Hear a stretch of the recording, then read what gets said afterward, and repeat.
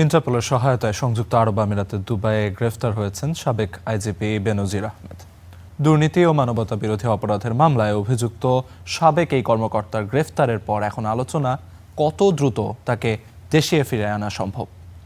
আইন বিশেষজ্ঞরা বলছেন কূটনৈতিক চ্যানেলে জোর গুরুত্ব দিলে দ্রুত তাকে দেশে ফিরিয়ে আনা সম্ভব হবে। সেক্ষেত্রে দ্রুত বিচার প্রক্রিয়া শেষ করার বড় চ্যালেঞ্জ সামনে।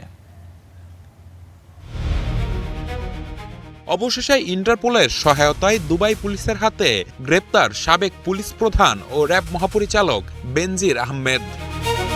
দুবাইয়ে তার এই গ্রেপ্তারের পর এখন সবচেয়ে বড় প্রশ্ন, কত দ্রুত তাকে দেশে ফিরিয়ে এনে বিচারের মুখোমুখি করা সম্ভব।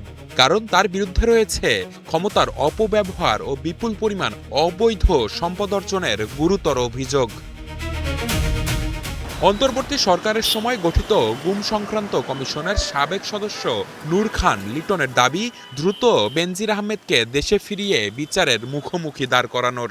র্যাবে যাদেরকে আটক করা হয়েছে তাদেরকে নানাভাবে নির্যাতন করেছে এবং অনেকগুলি বিষয় ছিল যে বিষয়গুলির সাথে সে সরাসরি নিজে যুক্ত ছিলেন, এবং পুলিশে যখন তিনি ছিলেন আইজি হিসাবে তখন এই মাত্রাটি বেড়ে যায়। বেনজির আহমেদ যত হাই লেভেলের লোকই হন না কেন, তার কৃতকর্ম যেটা সেটা মানবতা বিরোধী অপরাধের সাথে সংশ্লিষ্ট। শুধুমাত্র যে তার বিরুদ্ধে দুর্নীতির অভিযোগ তা না, তার বিরুদ্ধে মানুষকে গুম করা, মানুষকে টর্চার করা অভিযোগ আছে। অর্থাৎ সুপ্রিয়র রেসপন্সিবিলিটির জায়গা থেকে সে দায় এড়াতে পারবে না। ফলে আমার বিশ্বাস যে একটা প্রক্রিয়ার মধ্য দিয়ে তাকে অচিরেই বাংলাদেশে ফেরত আনা সম্ভব। কিন্তু ফিরিয়ে আনার প্রক্রিয়াটি কতটা সহজ? আইন বিশেষজ্ঞরা বলছেন, ইন্টারপোলে গ্রেপ্তার মানেই তাৎক্ষণিক প্রত্যর্পণ নয়। সংযুক্ত আরব আমিরাতের সাথে বাংলাদেশের অপরাধী প্রত্যর্পণ চুক্তি থাকলে আইনি এবং কূটনৈতিক প্রক্রিয়া শেষ করতে বেশ কিছু সময় লাগতে পারে। তাদের সদিচ্ছা আছে।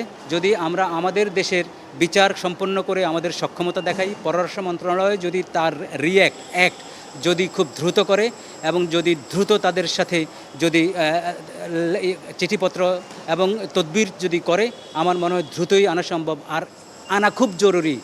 আয় বহির্ভূত সম্পদ অর্জন, তথ্য গোপন ও মানি লন্ডারিং এর অভিযোগে দুদকের মামলায় 2026 সালের 8 মার্চ বেনজির আহমেদের বিরুদ্ধে গ্রেপ্তারি পরোয়ানা জারি করেন আদালত। নিবিড় সাহা, স্টার নিউজ, ঢাকা।